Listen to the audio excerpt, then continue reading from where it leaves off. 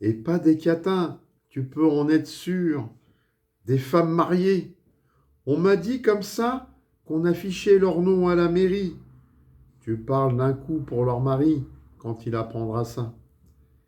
Il lut encore quelques lignes, puis colèreusement froissa son journal, le jeta et se tourna contre le mur de craie humide en me disant: Tu souffleras à grands coups sourds. Têtu, l'artillerie s'acharnait sur le calvaire.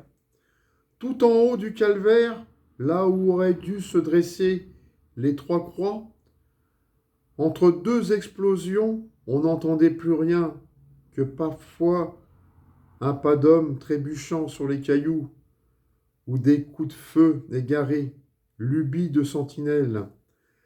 À la clarté dansante de la bougie qui se mourait, je regardais les rondins trapus où pendaient nos équipements et nos bidons.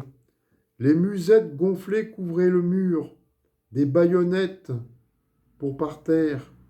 Sous la tête, nos sacs dans un coin, les fusils, et l'on porte tout ça, des nuits, des jours, des lieux. On porte sa maison, on porte sa cuisine, et jusqu'à son linceul.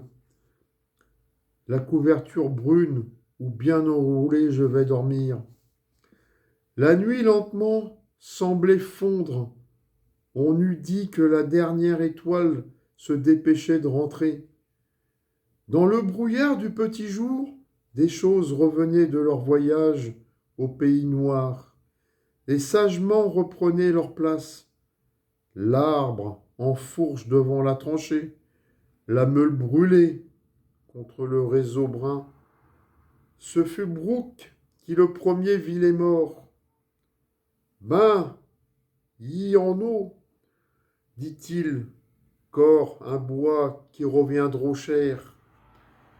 Gilbert cherchait à découvrir celui de l'autre nuit que les camarades nous avaient demandé d'enterrer. L'aube le découvrit enfin. Il était resté à 20 mètres des fils de fer, déjà plat et fané comme les autres.